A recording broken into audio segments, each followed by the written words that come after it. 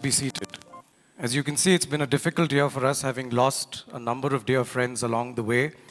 And perhaps the unkindest cut of all was losing Colonel John Ellis, our beloved former principal, just yesterday. He is in fact being cremated in Jabalpur as we speak, so please do keep the Colonel and his family in your thoughts. Friends, we are proud indeed to be hosting this, our 15th lecture this evening.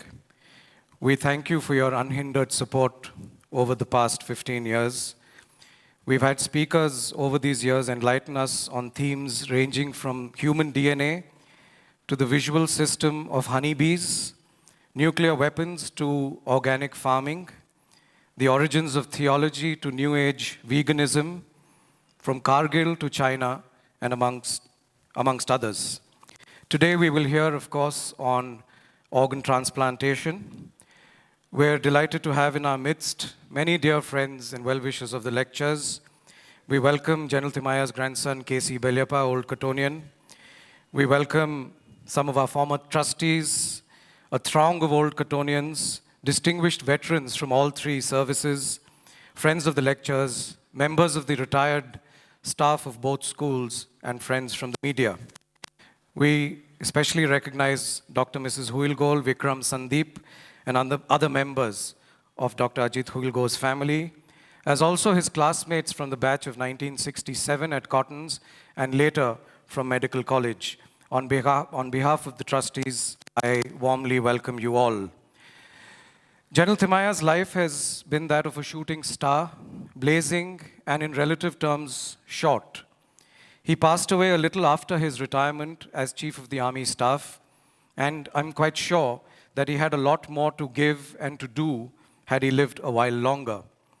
From being the first Indian Brigade commander to later Army commander of the Northern, Southern and Eastern Commands, earning a DSO and the Padma Bhushan along the way, and becoming Army Chief aged 51, his was indeed an exemplary and original life.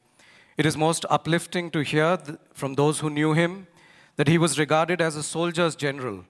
There is perhaps no greater praise to an officer, and not many have earned this accolade.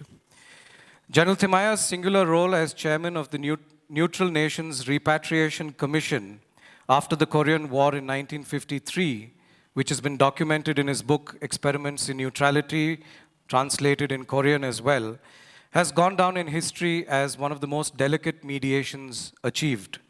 The value of such humane peacekeeping efforts can scarcely be emphasized in the times we live. Timmy, as the general was fondly called, was equally known for his tactical brilliance, as one reads in General Bogie Sen's account of his extraordinary maneuvers to secure Leh in 1948. Incidentally, General Bogie's book, Slender Was the Thread, also makes mention of General Thimaya's younger brother, Major Somaya, known as Freddy to his friends. Freddy was also posted in Uri at the time, and in trying to save his pet dog, stepped on a landmine and was martyred. Like Timmy, Freddy too went to Cottons, as did their third brother, Ponnappa, who was commissioned to the Baluch regiment after Sandhurst, but defected to serve with Bose's Indian National Army. Some of you will be interested to learn that Ponnappa was captured in Rangoon by none other than his own brother, Thimaya, who happened to be a brigadier at the time. We believe that he received no special favors from the brigadier, except maybe a hot lunch. A newly instituted museum in Markara in memory of General Thimaya pays rich tribute to the man and the times of his life, and I hope that some of you will be able to visit in due course. It was Sergeant John Burgess, a sports master at Cottons in the 1920s, who urged a young Thimaya to, I quote, earn a commission, be an officer, see the world, and be a hero, unquote. He did precisely that. And it is in this Indian and Cottonian's memory that we annually hold these lectures and award the General Thimaya Medal to recognize contributions to public service by our alumni. It is a tremendous honor for me to announce that the General K.S. Thimaya Medal for 2019 is awarded posthumously to Lieutenant General Jamil Mahmood. Lieutenant General Jamil Mahmood, UISM, batch of 1953 at Cottons, was from the Regiment of Artillery and rose to become Army Commander of the prestigious Eastern Command at Fort William. Jimmy, as his friends knew him, rendered distinguished service in Sri Lanka during the IPKF operations as GOC of 36 Corps. He also had a significant run dealing with insurgency in Sikkim, Assam, and the Northeast in general. He attended higher command courses and had served with distinction in the Army HQ, being decorated with the UISM in recognition of his services. During the 1965 war, he served as a major on the Eastern Front. A product of the IMA, he was an accomplished aviator too. However, a chopper flight the general took to pay a visit to the Maharaja of Bhutan in 1993 with his wife Dilras Ma'am tragically crashed, putting to end a life that had much to offer to the army and to society. In one version of the previous invitations that we had circulated, we erroneously mentioned the general as having retired from office when in fact he passed away in harness. I sincerely apologize for this error. On the general's death, there was a special service held at a church in Nagaland to commemorate an officer who had dealt with his people with humanity. An unassuming and affable officer, General Jamil Mahmood was known to dispense with the trappings of his seniority and ride pillion on the scooters of his subordinate officers. This, of course, was much to the anxiety of his security staff. His brother, Major General Sultan Mahmood, too, is an old Cottonian of the batch of 1957, and we joyfully acknowledge his presence today. General Sultan went to the newly formed Elphick House. May I request General Sultan Mahmood to please stand up and be recognized?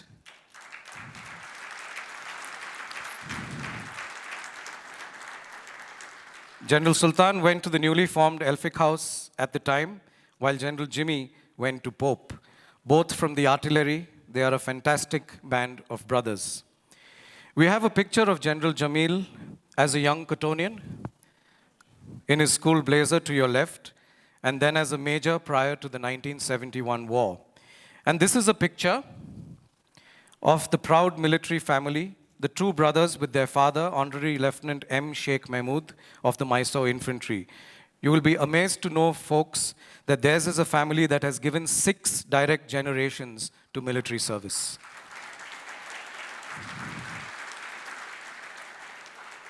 Here is General Jimmy training to be a pilot on the HAL HT-2 monoplane, and here with the Oster at the Eastern Air OP. This is General Jamil Mahmood receiving his richly deserved Uttam Yudh Seva Medal from President Venkatraman for his distinguished services in Sri Lanka. Friends, we have the unparalleled honor of having in our midst General Jamil Mahmood's son, Brigadier Adil Mahmood, who retired from 16 Cavalry. To receive the General Thimaya Medal on behalf of his late father, may I please invite on stage Brigadier Adil Mahmood, VSM.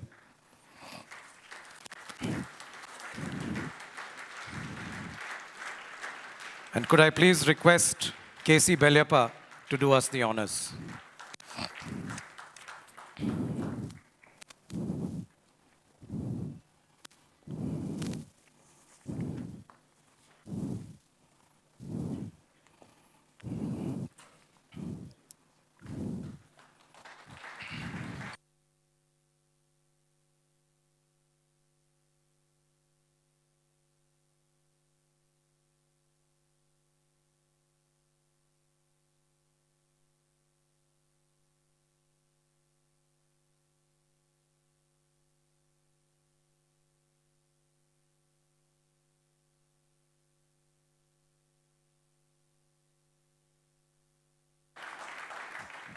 Thank you, Belly. Brigadier.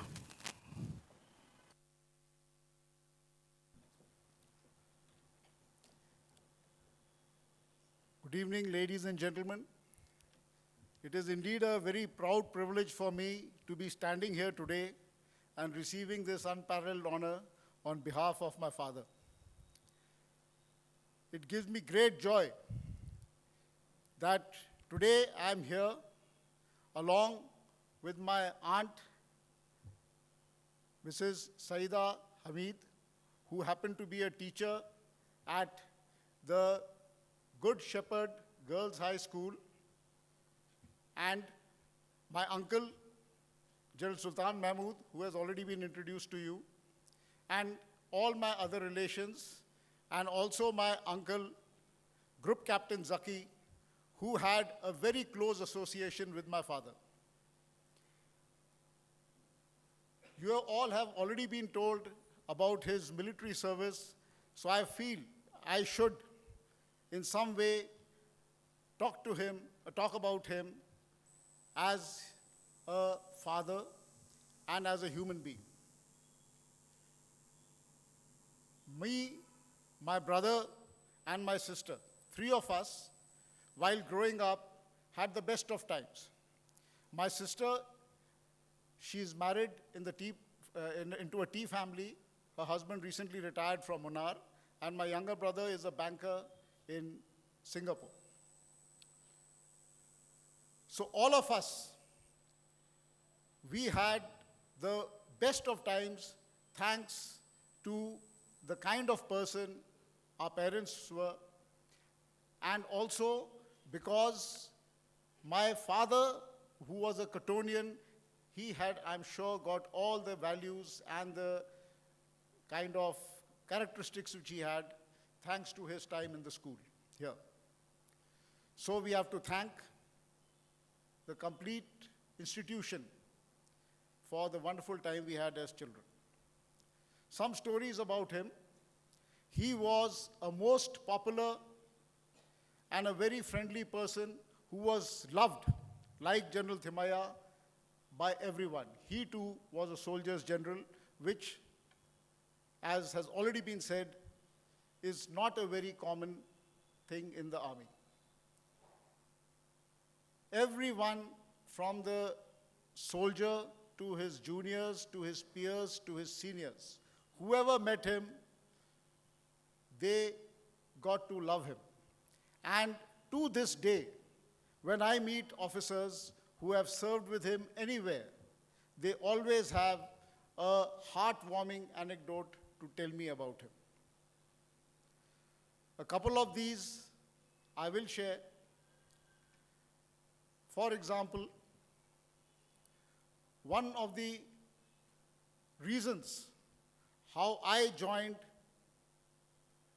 the school which I went to, which is Delhi College, I had gone there for an exam and my father had taken me.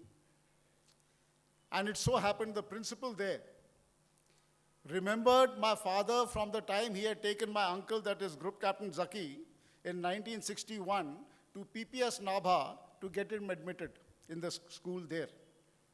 And the interaction which he had with him in 1961, and when he realized that Mr. Kate was the name of the principal of Delhi College that time, when he realized Mr. Kate was there, he went to pay his respects, and Mr. Kate was so happy to meet him, having met him just once, and remembering him after so many years, that he forced me to join Delhi College. I had gone there to give the exam for Lawrence School, Lovedale. And I joined Delhi College. So this, in a way, tells as to what kind of impact he has on people. In different times, when I have been in service, I have met many senior officers who have served with him. Moment they get to know that I am my father's son, they take it upon themselves to tell me stories about all that he did. For example, few examples have already been quoted by Dr. Sondhi. In Sri Lanka, where he served and achieved great fame in the region of Trincomalee, he was not only loved by the soldiers of the Indian Army, but by the local population. Everyone there also respected him. he was never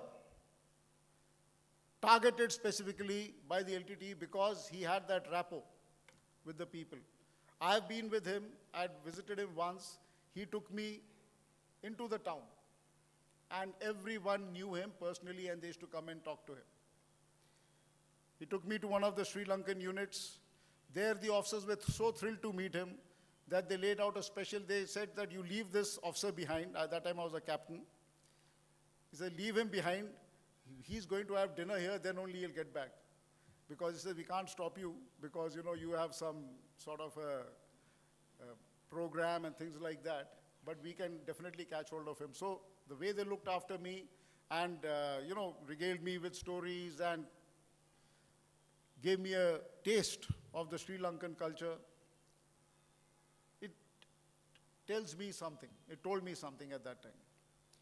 And this is the manner in which, even as children, when we were growing up, we used to meet people who used to take it upon themselves that these children have to be looked after by us, come what may, only because of the kind of person my father was.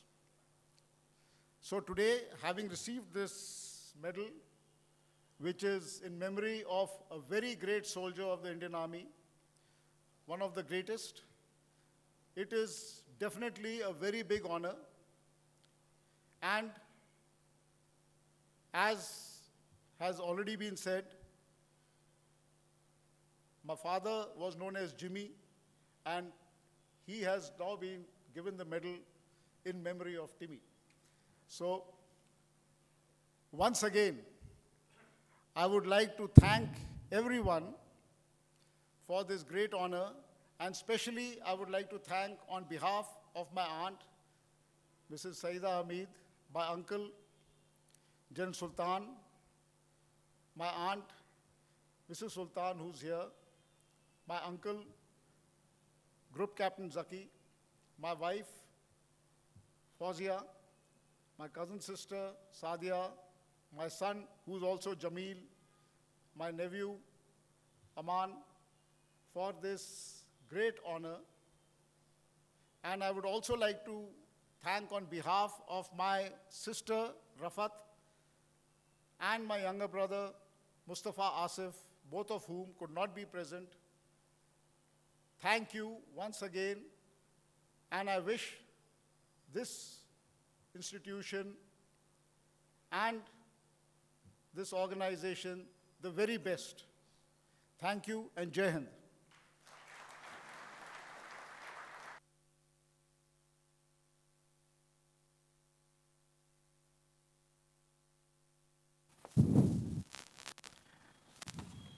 Thank you, Brigadier, for being with us and for those words. Our sincerest thanks to all members of your family for being with us today. We are proud of what General Jameel and your family have done by way of contribution to the Forge and to Indian society in general. Thank you very much. Great, so I think we're ready for the lecture. One last question, sir, that fantastic photograph. Do you think we can get that one up, Karan? We're going to skip the formal introduction because I think many of you have already gotten to know our speaker for the day. But I want you to see this photograph, which is the one that won Dr. Huilgol his BBC Award for Mammal Behavior. At the back, which is this vertical leopard. Can you tell us a little bit about the timing? Was it luck or was it? Sheer luck. I mean, let me not take credit for that. This leopard was female. She was sitting on a tree, giving us these wonderful poses. We were the only jeep there, my family and I, boys and my wife, we were all there, and watching this leopard and taking photographs. Sure. And since she was sitting there with the tail hanging down, I turned the camera over to the vertical format, and I was taking her face as well as the body and the tail. And then those days we had these walkie-talkies between vehicles, and so we radioed another vehicle saying, there's a leopard, come here quickly. So the other jeep came rushing out, and that guy, when he saw the leopard that close, it was about a cricket pitch distance away, I'm talking about 22 yards away, he screeched to a halt. And that noise and the dust and everything caused that leopard to get alarmed and run down the tree. She literally vanished down the tree. But since I was already in the vertical format, it was, relatively easy for me to vertically pan. The panning is when you follow a moving, let's say like in a horse race, moving horses and so on. You pan, you go along with the subject, and the background gets blurred.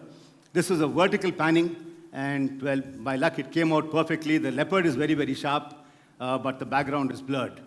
The BBC liked it, and That's what all I want counts. to- Yeah. So let's just quickly look at a couple of photographs of Dr. Wilgold from school as I hand over the evening to him. We've got one of him with a squirrel on his shoulder. So Yeah, the love for the...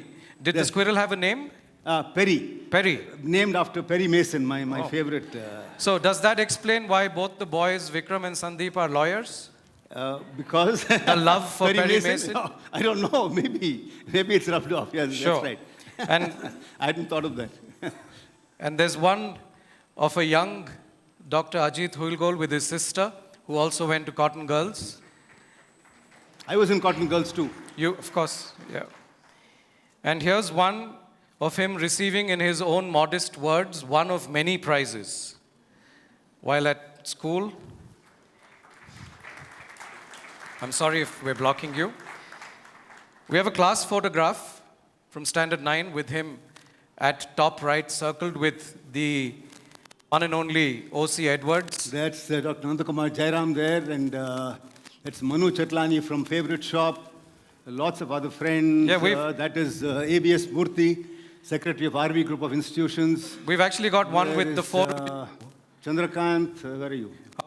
One, Yeah, Karan? okay. Yeah, there they are. The four friends that you were talking about. Yeah, that is Murthy, Chandrakant, and Dr. Nandakumar Jairam there last. Friends, please show your appreciation for Dr. Ajit Huilgol.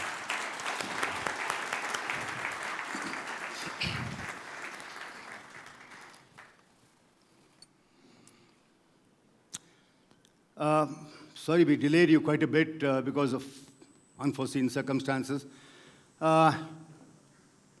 Kidney transplantation began in Karnataka in May 1983.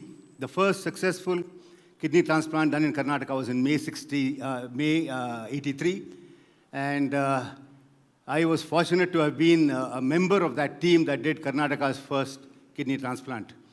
At that time, it was only Bangalore Kidney Foundation, for which I was working, which did the transplants, until 1987, when I established the transplant department in MS Ramaya Medical College, where I taught for 10 years. These were the only two centers, and for a number of years, I was doing, I think, maybe 80% or 75% of all the transplants in the state for a number of years, until other centers began. Now I think there must be more than 35 or 40 centers all over the state doing transplants, and obviously the percentage has come down. So from those days to the present day, I must have done about close to 2,500 kidney transplants. Numbers add up. I mean, obviously they add up. It's like if you've been in the field for that long, they just keep adding up. But have you ever wondered, where did it all start? When did all these things start? So I'll take you back. Join me as I take you on this whirlwind tour of how transplant started and where we have come, and maybe have a crystal ball in front of us and then look into the future as to what the future offers. So if I can, sorry, I need to, can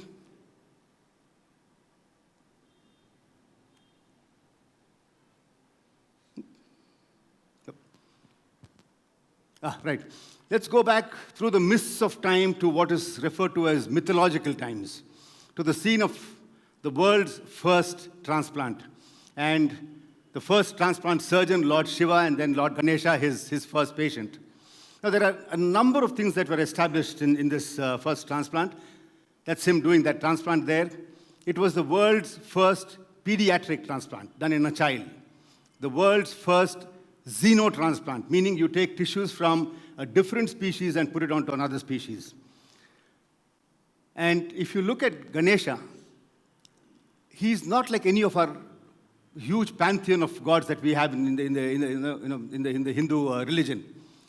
All our gods are tall, dark, and handsome, trim figures, muscular bodies, and so on. But Ganesha is short with a pot belly. There is a parallel to that. About 25 years ago, or till 25 years ago, when we were doing transplants in children, we were doing them with a high dose of steroids because the other immunosuppressant drugs that we have today were not available. And when we used a high dose of steroids, these children too were stunted in growth and had a huge pot belly.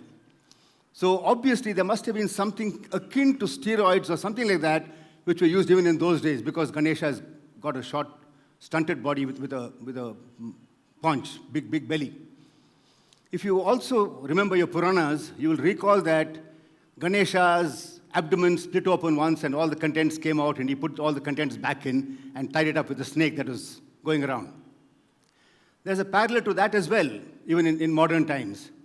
In the 70s and 80s, when Japan was doing a large number of transplants across the ABO barrier, as we call it now, till recently, we were able to do transplants only from A group to A group, B group to B group, O, of course, universal donor, and AB, the universal recipient.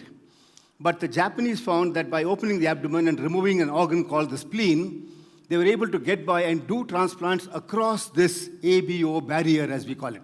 So A could give to B and B to A and so on. And in those days, when high steroids were used, these abdominal wounds would sometimes give way. It's called dehiscence, and all the contents would spill out. I was fortunate or unfortunate to have been trained in that period where we used to have these, horrifying incidents. Suddenly in the ward, you'll find abdomen suddenly open, all the organs are out, transfer the patient back to the operating room, and then stitch it up again. So there is this parallel again, like I said. So some sort of abdominal surgery also must have been done on Ganesha, and maybe the spleen or something else was removed. And that was the reason for the dehiscence, because they were using something akin to steroids in those days. What about the snake being tied around? Again, there is a parallel from recent history. If you remember Jim Corbett, the legendary hunter of man-eating tigers and leopards, he operated in Kumaon area, near Nainital and Almora and so on.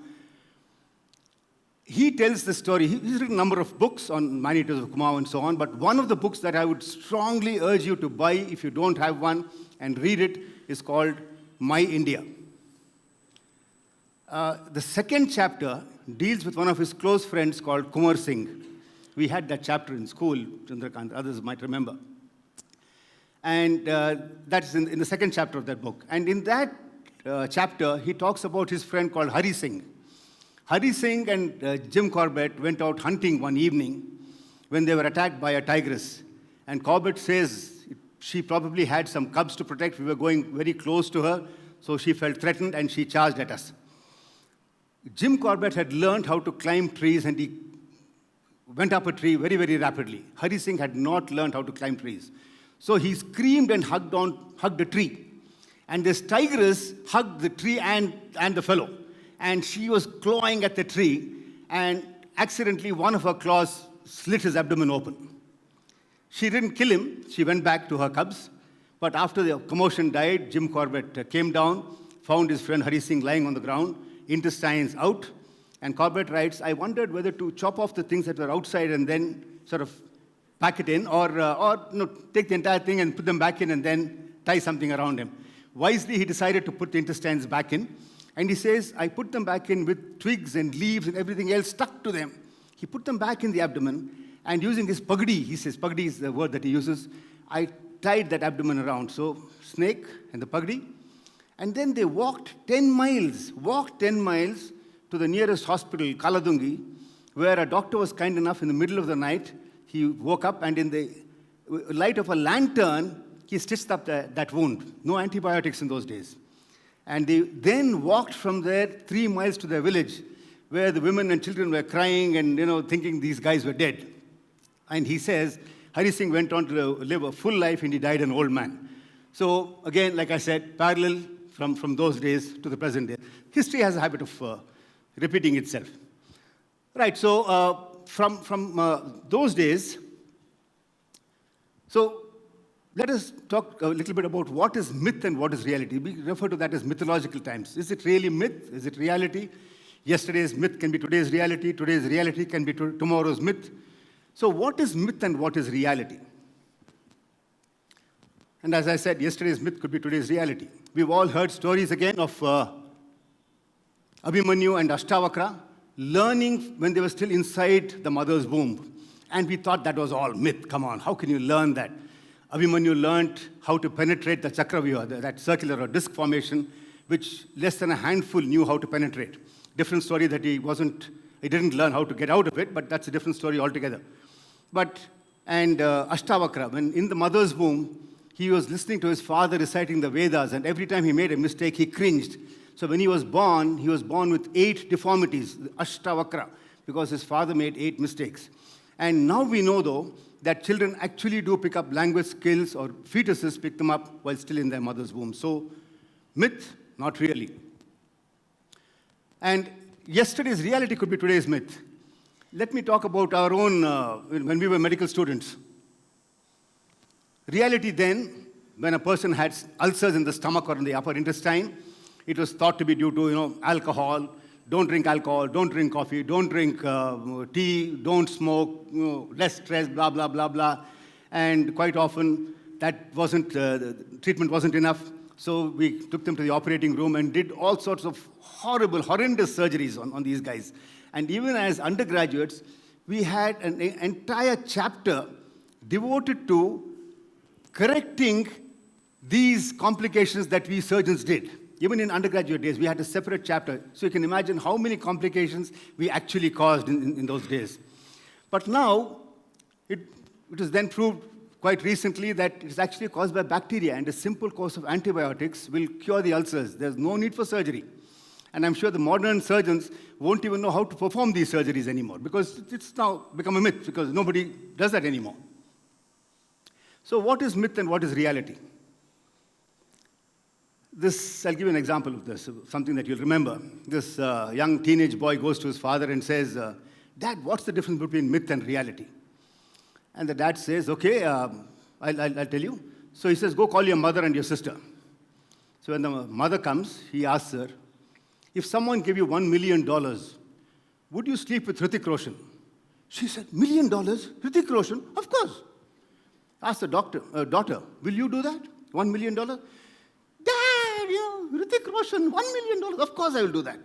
He asked his son, will you sleep with him if you're given $1 million? And he says, Dad, for $1 million, I'll do anything. So he tells the son, the myth is we've got $3 million at home. In reality, we have 2 prostitutes and a gay. So, if I had told you 200 years ago, if I went around saying that there were giant lizards, the size of multi-storied buildings walking on the earth and so on, you'd say, nonsense, come on, and I'd be locked up in a padded cell. Because fossils had not been discovered. Now we know that these giant lizards actually existed. So what we thought was myth then is reality now. So the absence of evidence is not evidence of absence. Just because we don't have the evidence doesn't mean that the evidence doesn't exist. We haven't looked hard enough. That's all it means. Right. Now, even in Western literature, there were these creatures, half man, half animal, but there's no mention of any transplant being done. That's a centaur and this minotaur. So nothing actually mentioned about a transplant. They were probably just born that way. And we have to travel several centuries later for the next miracle transplant, as it were, Sushruta, performing these, torn noses and ears and so on. But that is an auto-transplant, meaning you take tissues from the person and put it back in the same person. It's an auto-transplant. Then this Saint Agatha, who repulsed the advances of a Roman nobleman became very angry. He ordered her breast to be amputated. So that is a painting that you can see there of breast being amputated.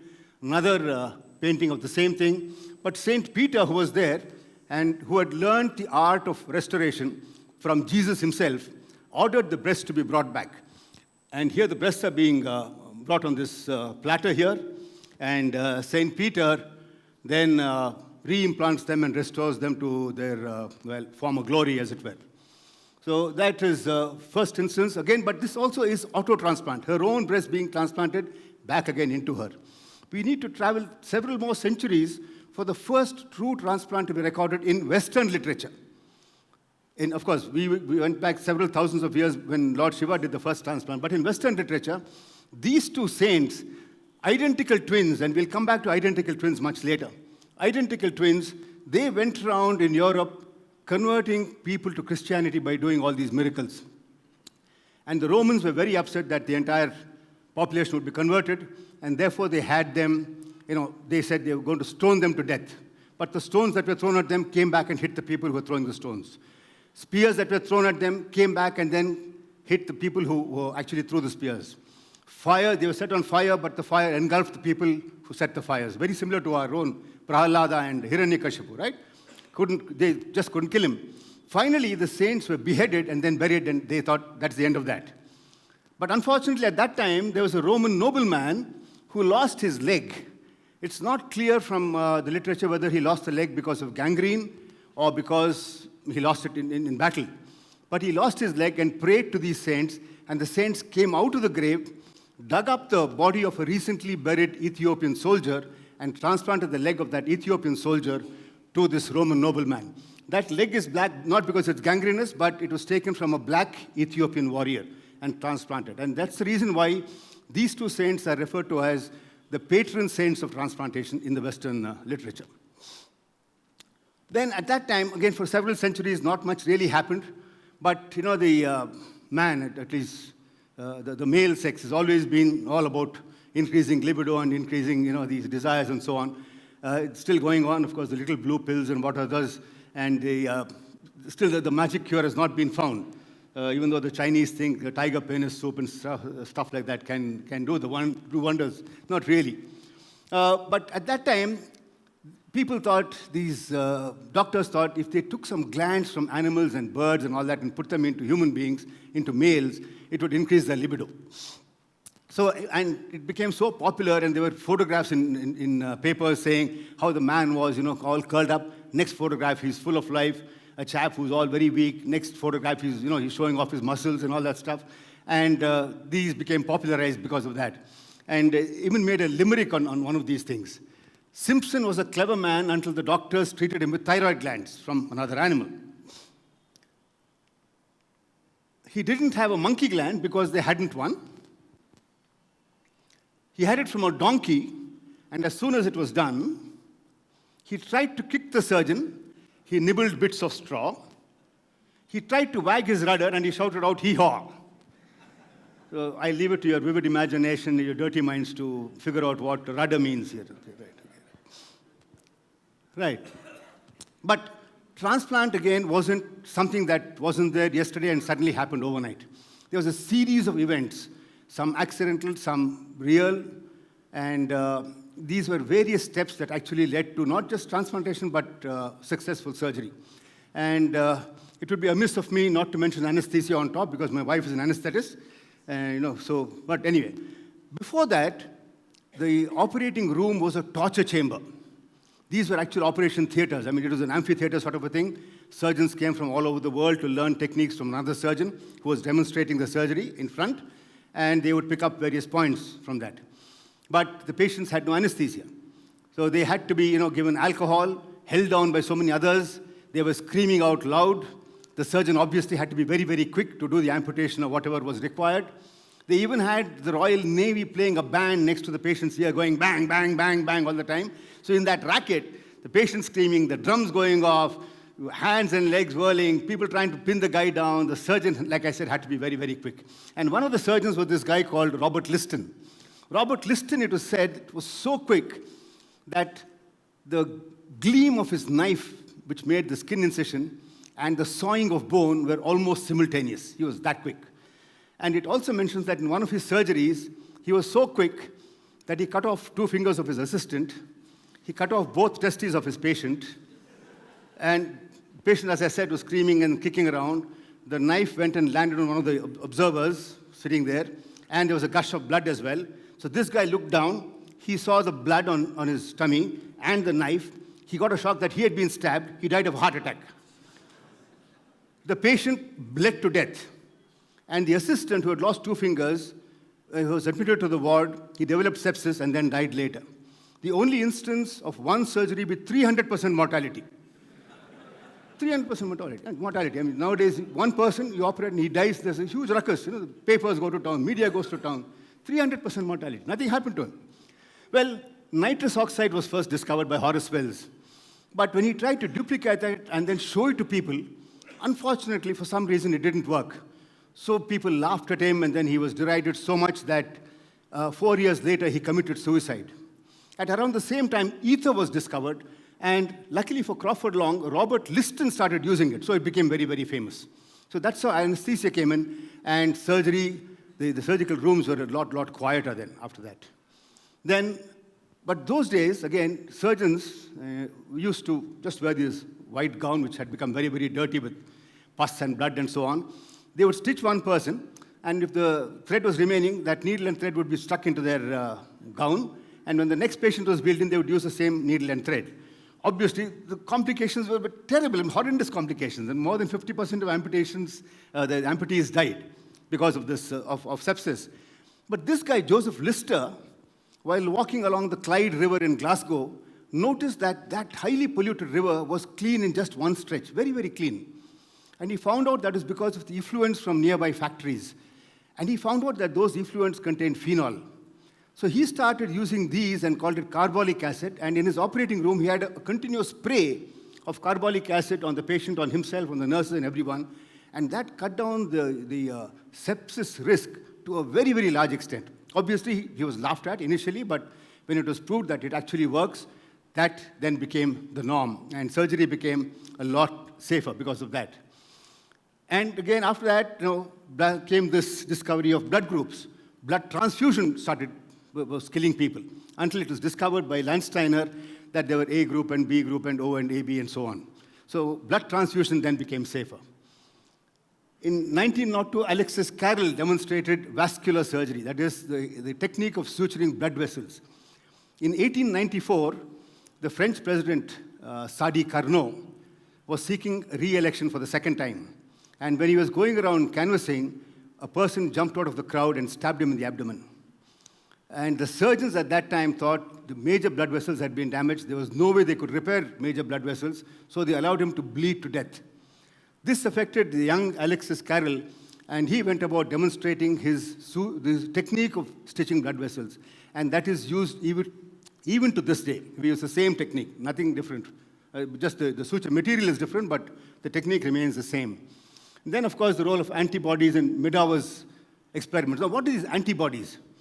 They found that when they did a transplant, the body was rejecting them. Rejection wasn't a term that was coined then, but that kidney would get rejected, it would die, and then they had to remove that kidney or whatever organ that was put in. It was then found out that there were certain things called antibodies that were attacking these. So what are these antibodies? These antibodies are like your pet dogs at home. They grow up with you, so they don't attack you. But if someone comes from outside, they will attack that person. Even if he has come to do a good deed, even if he has come to return the loan that he's taken from you, these dogs will attack that person. So how do you keep the dog quiet? You give him a bone. If you give him a large amount of food, the dog will keep eating, and even robbers and thieves can come in and then take whatever they want. So you have to give the right amount, not too little, or they will attack the thief, or your own neighbor or your friend, or too much, where they just ignore everybody. This is what antibodies do, and this is what we do with immunosuppression.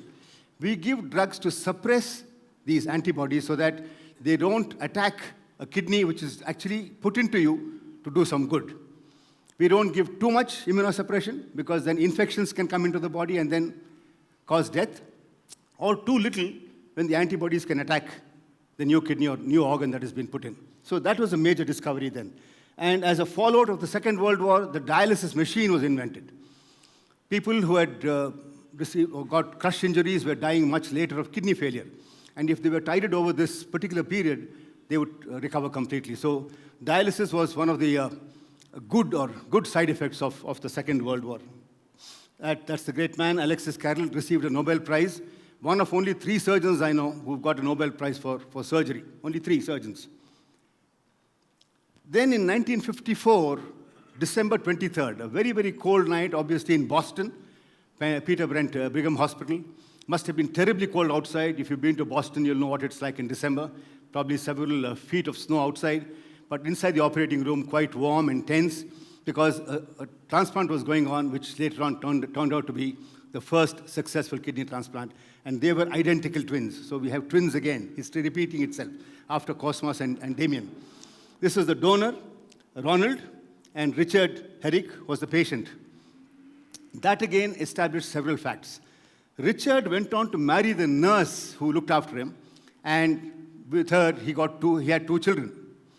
So, and this donor, I met the surgeon who performed the surgery in 1993 or 94, and that donor was still alive so many years later. He actually died in 2010 of complications from a heart surgery. So the donor lived for that many years after donating a kidney. So this surgery established several facts. That donor surgery could be safely carried out, nothing would happen to the donor.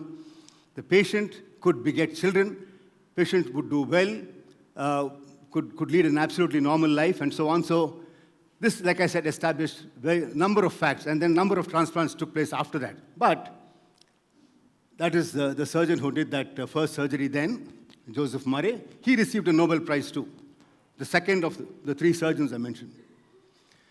At that time, these immunosuppressants weren't there, so X-rays, the radiation was used to shut down the entire immune system of the body. Obviously, that killed more patients than the actual surgery, I think. But then other drugs came in much later, but it wasn't until much later that we are where we are now. At that time, the 1-year graft survival, when I say graft survival, the kidney that was put in, the kidney transplant, with living related donors was only 60%. Only 60% would be alive at the end of the first year. With unrelated or with cadaver donors, or called deceased donors, only 40% would be alive at the end of 1 year. 1 year. And there were horrendous complications because of the high doses of steroids used. And I was trained in that BC era. BC doesn't refer to before Christ. I might look like that, but that BC refers to a magic drug called cyclosporin. And this is the AC era or the C era. Cyclosporin was that miracle drug that changed everything forever. We have better drugs now, but cyclosporin was the first of its kind. And now suddenly, 1-year graft survival nowadays is 98 to 99%. Almost nobody dies at the end of 1 year. Almost all are still alive. 5-year survival is more than 80%. 10 years, more than 65% are alive. And what is even more an eye-opener was 1-year graft survival with a deceased donor. After cadaver transplants, 80 to 85% are still alive at the end of 1 year. And with unrelated, totally unrelated donors, the results are better than with this and almost as good as that. That one drug changed the entire scenario. These were the first nephrologist in India, K.V. Johnny, who did the first successful transplant along with the surgeon in CMC Vellore. That is Paul Mohan Rao. Unfortunately, after that first one, they deserted India and went out to look for greener pastures. Johnny went to Kuwait. Paul Mohan Rao still lives in Adelaide, and he was a transplant surgeon for a number of years in Adelaide. And we honored them in 2007. Sundar, my colleague at that time, is here somewhere. I can't see him with the lights on here, but we did that. We honored these two gentlemen then in 2007. This is my chief, the one who taught me surgery. He was probably the second or the third. There's controversy there, whether he was the second surgeon or the third surgeon in India to do a transplant. And he taught me transplant surgery. And I owe a lot to Dr. Yadav, Rajveer Singh Yadav. Funnily, we shared the same birth date, 27 July, as I did with my mother as well. And every year on 27 July, we would have a competition as to who would call the other up and wish him first on his birthday. Sadly, he contracted hepatitis C infection from one of the patients. We surgeons, we keep cutting ourselves, nicking ourselves with a needle and so on. And there's a high risk of transmitting disease from the patient to ourselves. And he unfortunately developed hepatitis C infection, liver failed. He was admitted to the hospital with bleeding, he was vomiting blood. Some 35 bottles of blood transfusion were given, appeared to stabilize. He was sent home, came back a few days later and bled again, and this time he couldn't be revived. But this is my chief. In India, just to scare you a bit, about 3 to 4 lakh people develop kidney failure every year in India. This is chronic kidney failure requiring either dialysis or transplant. About 4 lakh people developing every year. Only about 40 or 50,000 people have the wherewithal, the money to be able to afford dialysis. And most of them drop out by the second year or third year because they don't have money to continue on dialysis. Only about 6,000 or so transplants are done throughout the country. 6,000. So almost virtually 99% or more are dying from kidney failure every year in India. Look at the figures in the US. 20,000 kidney transplants are done in the US. 1/5 the population. So with 5 times the population, we should be doing 100,000 transplants. Even then, we would be curing maybe about 1/4 of these patients with kidney failure. So we are nowhere near achieving the standards that the US has. We have more than 60 million. At last report was 71 million diabetics. And if you take 100 diabetics today, at the end of 15 years as diabetic, 1/3 of them will develop kidney failure. So if you have 60 million diabetics today, they're all diagnosed today, for example. At the end of 15 years, 20 million will require dialysis or transplant. I don't think any country in the world has that kind of money to be able to afford dialysis or to be able to support these patients on dialysis or a transplant. Main causes, obviously, like I said, diabetes. 50% or more of our patients have kidney failure because of diabetes. Another large percentage has GOK. God only knows. Nobody knows. And when physicians and surgeons don't know what it is, we give huge names. Glomerulonephritis, which you can't pronounce, I'm sure, which means we don't know, basically. So when a patient has end-stage kidney disease, the options are only dialysis or transplant, but heavily weighted, that's the reason for the big arrow, heavily weighted in favor of transplantation. Now, transplant is like no other surgery. In any other surgery, you operate only on the person who's got the disease. You operate on a chap who's got, say, piles or hernia or requiring heart surgery and bypass or so on, only on the patient. Here we operate on two different individuals. The patient, the recipient of the organ, and the donor who's going to donate the organ. I won't go into the other things, but when we operate on a donor, we must make sure that at the end of that surgery, the donor is not harmed in any way. We are subjecting the donor to major surgery purely for the benefit of another individual. So we must make absolutely sure that the donor remains healthy, and we do not transplant. If he's got 2 kidneys and one is healthier than the other, we don't transplant the healthy kidney to the recipient. We transplant the less healthy one, even though it doesn't sound quite right, but you can't afford to leave behind a lesser functioning kidney in the donor as compared to the recipient. We were earlier called Kanti Karnataka Nephrology and Transplant Institute. It has now been renamed NephTrans India. Nearly 2,500 kidney transplants, most number of multiple arteries. Now, kidney has got just one artery, which takes blood to the kidney, and one vein, which takes blood out of the kidney. But sometimes, in 20% of cases actually, there are multiple arteries. And the more the number of arteries, the smaller these arteries become. A big artery is 4 to 5 millimeters in diameter. That's a big artery. And when they become smaller with multiple arteries, these arteries become as wide as 1.5 millimeters to 2 millimeters in diameter.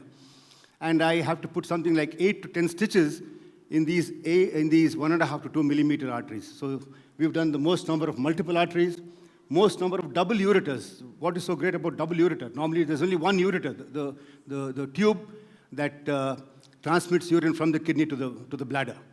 Now, stitching the ureter to the bladder in the recipient is considered the Achilles heel of transplantation, or as I would like to call it, Duryodhana's thigh of transplantation, the weak spot. We don't know who Achilles was, but we know who Duryodhana was, and his weak thigh.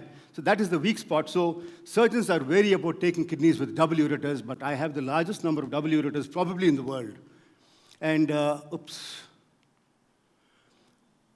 as Kanti, we were one of the top 5 dialysis and transplant centers in India. That is the week at that time. And this is what I mean by, I'll just show you just 2 or 3 slides with blood in it, and nothing more.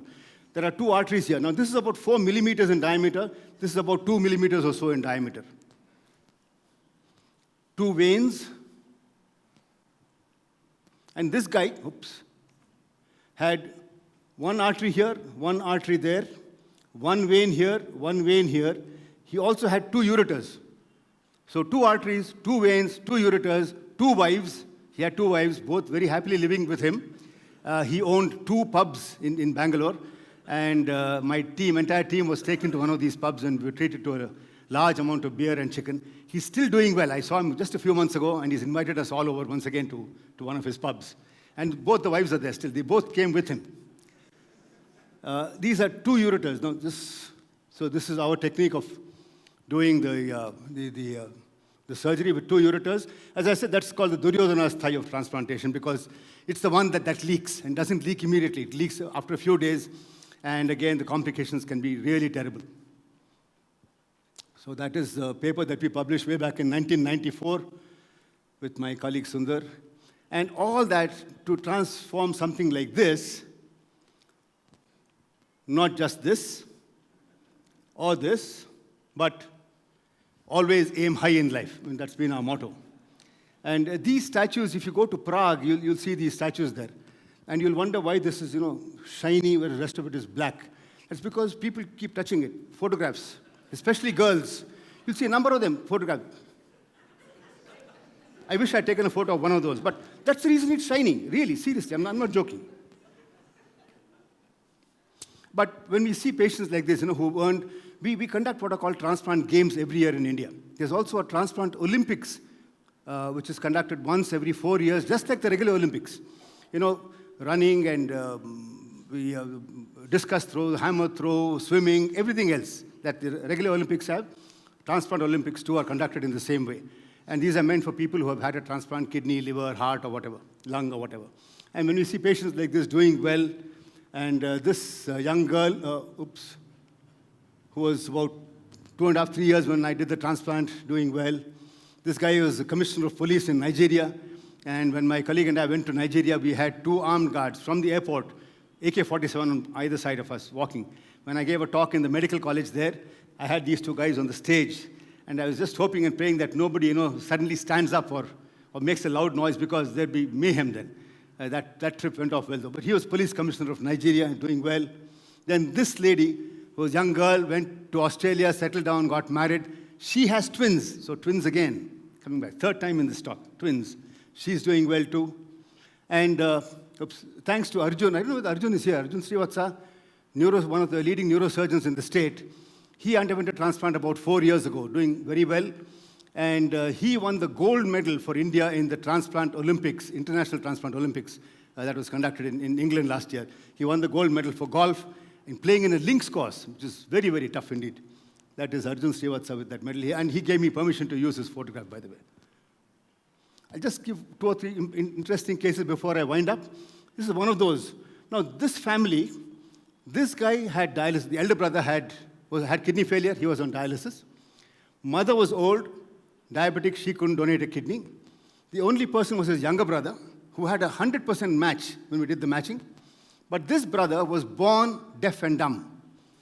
He couldn't talk, he couldn't hear.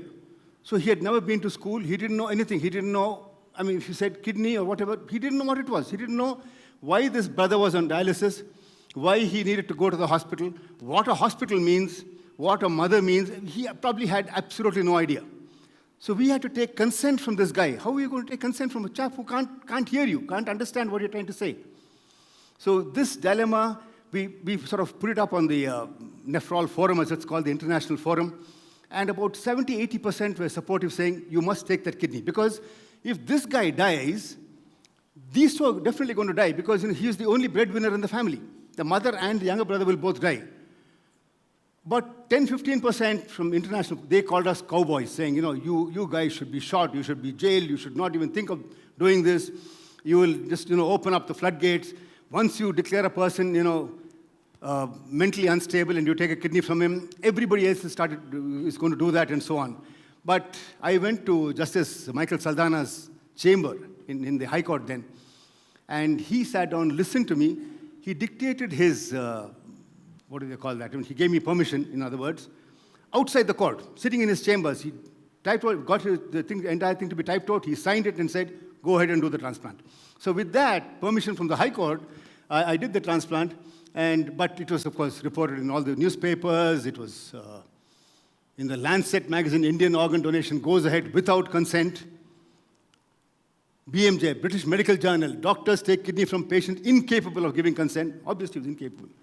Then it became a a chapter in a book, Legal and Ethical Aspects of Organ Transplantation, Theoretical Medicine, and there was another chapter there on this, saying the same thing, kidney transplants from young children and the mentally retarded.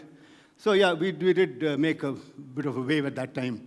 This is another one, Jehovah's Witness or Jehovah's Witness. These people don't believe in blood or blood products, so we had to do the transplant without using blood transfusion. We couldn't even take the patient's own blood, store it, and put it back into him. Because he showed me 40 references in the Bible saying blood belongs to God. You can't use blood for humans. So we said we'll go ahead. We did that.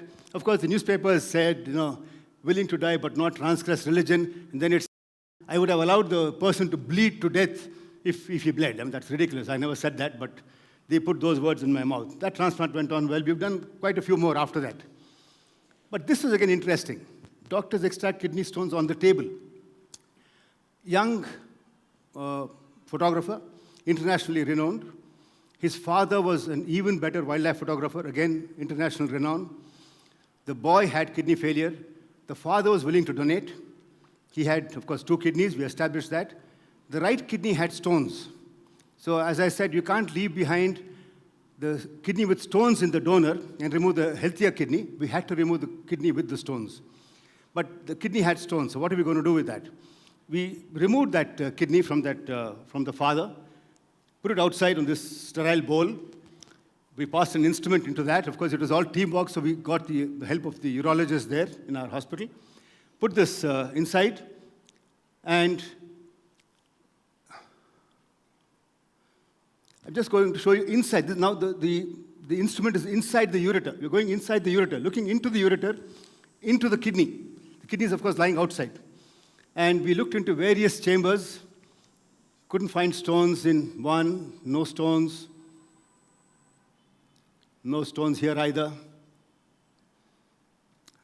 no stones here either. Go into another chamber.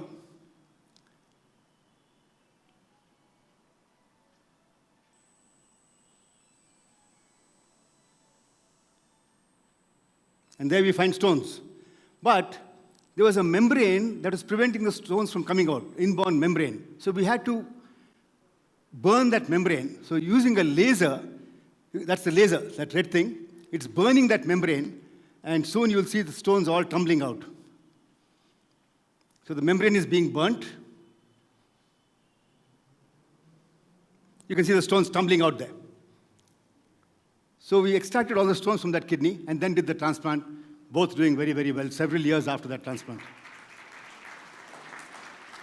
Then, when we have a pair, say husband to wife or wife to husband, with different blood groups, as this one had. He was A and wife was B. At the same time, we had another pair where the patient was B and his wife A group. So what we did was what is called a swap transplant. We took the A kidney from this lady and put it into this guy, and this kidney from this lady, that is his wife, into the other guy. And of course, the newspapers wanted a little more masala, so they said, this is an Idiga kidney put into a Brahmin, and a Brahmin kidney put into an Idiga, and of course, that's the kind of sensationalism they want. This is not the way I wanted it, but it was just, we did a swap. And for the first time, so that came out in the papers, of course, but for the first time last year, we did a swap kidney from 2 different hospitals. So the donor and patient were operated on there. Our donor and patient operated here. Our donor's kidney removed from here and transported to that hospital. That donor's kidney removed from there and transported to our hospital. And that went off well, and both, again, pairs doing well. Now, of course, we are doing across. We are now able to do from A group to B group to A group, and so on, using some more sophisticated technologies. We have a group of young, very, very enthusiastic nephrologists now, some of them trained in England and so on, but they've done a fantastic job. And we've done now, as of day before yesterday, 14 transplants so far in the last 1 year. Recent innovations have been robotic surgery. Again, coming a full circle, our Hindu gods having, 8 arms, 6 arms, 10 arms, and so on. The robot has got similar number of arms. It's able to put all those arms into the abdomen and then operate. But more industry-driven than real necessity at this stage. But the robots will run, and with artificial intelligence coming in, who knows, in the near future, they will do the surgery all by themselves with AI technology. No surgeons required, no human error, nothing. For the first time, Hopkins surgeons removed a kidney through the donor's vagina. Normally, with the keyhole surgery, we make these small little incisions and mobilize the kidney, but an incision is still required to remove the kidney from inside. Whereas now, for the first time, in this lady, they were able to remove the kidney through the vagina, so there was no scar outside. Of course, you can do that only in ladies. You can't take it out through the rectum in a male. Oops.